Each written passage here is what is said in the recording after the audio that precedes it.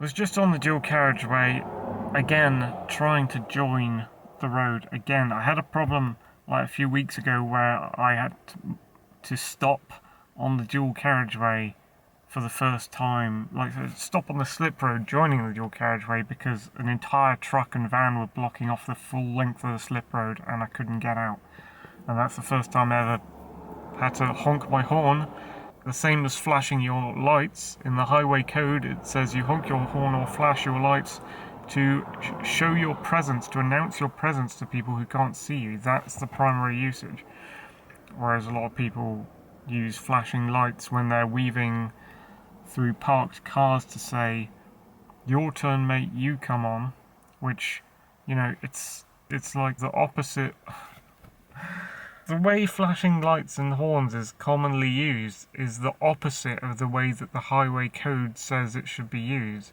So you don't know if you're dealing with a person who's using it like cavalier off code, or if you're dealing with a person who's using it on code, which is fucking annoying. And I just tried to join the dual carriageway again, and this time it was just a car. It wasn't blocking off the slip road or anything. I was coming in. I was almost out of slip road. The lane wasn't free. There was a white car. I don't know what the white car was doing. It seemed like it was either matching speed or speeding up. So I didn't want to join the dual carriageway. He flashed me twice. I don't know what he was doing, and I had to stop on the end of the fucking slip road again and honk my horn again. That was probably off code. But it was also on code because I was announcing my presence to any possible cars behind me who I couldn't see because I wouldn't have been looking in that mirror to try and see cars behind me. I was busy looking in this mirror at this car that was flashing me. And he could have been flashing me to say, join, go first. But the way his car was moving and the speed it was going, there was no way I could join in time without him crashing into me. So I took it as him just flashing to say, I'm here, which is what like my perception would normally be, is if someone's flashing their lights, it would be on highway code to say, I'm here, watch out, I'm here, watch out. So I just stopped on the slip road. Again, fuck, I'm getting anxiety attacks from slip roads now. I never used to, but now things have started happening and going wrong on slip roads. Motorways, dual carriageways and all that. I'm just like, oh my god. Joining a slip road is now terrifying because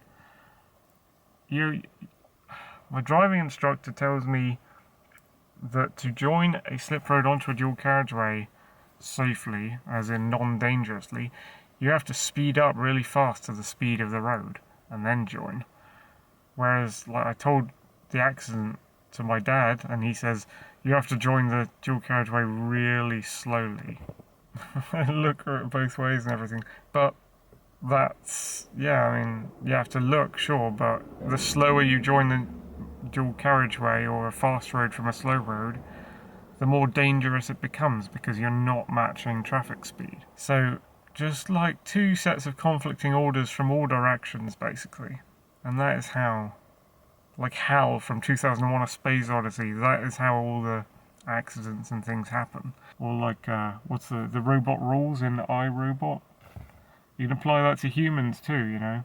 If you give people two conflicting orders, then everything shuts down, everything breaks, everything goes insane and crazy. Like the person who's meant to follow the order of do this and also don't ever do this is gonna fucking go insane and not do the task properly and make a huge accident.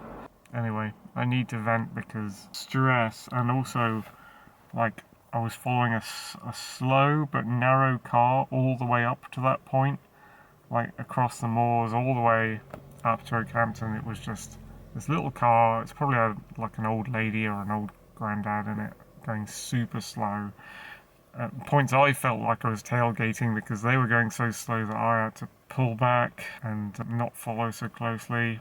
But I was looking for places to overtake, and I saw one car overtake them, and I thought, it's possible. It's more possible than it ever has been because they're super narrow. But every time I looked around the corner to overtake onto the wrong side of the road, there was always a car there, so I just couldn't practically do it. So I was dealing with the frustration of that, and then they finally, just as the granny car finally turned off, it was my turn to go on the dual carriageway, and that's when the fucking event happened, and I don't know what the tool set is to deal with it because of conflicting orders.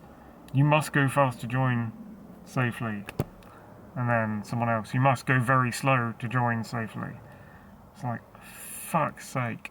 And you must flash your lights to indicate your presence, like, hi, I'm here, there's danger immediately here, see me, or you go first, mate. Like, there's the two, like, opposite things. You can't have, like, they should just change the highway code so it means you go before me, mate. Because everyone wants to do that anyway, so why not just make that the fucking rule?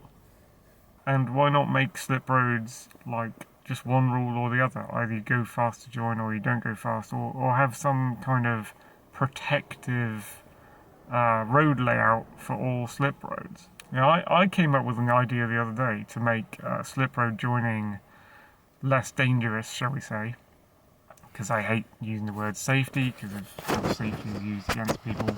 It would be like a decision, more of a choice and a decision to join, because right now you're forced to join a slip road or stop. What if you had the choice not to stop?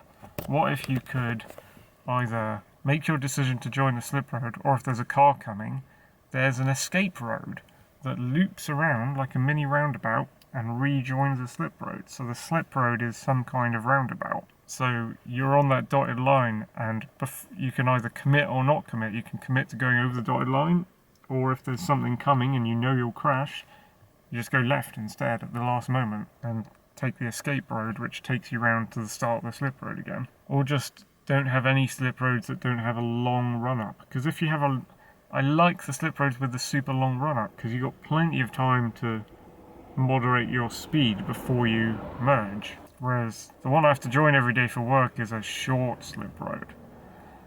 Can't do shit with that. Ain't nobody got time for that.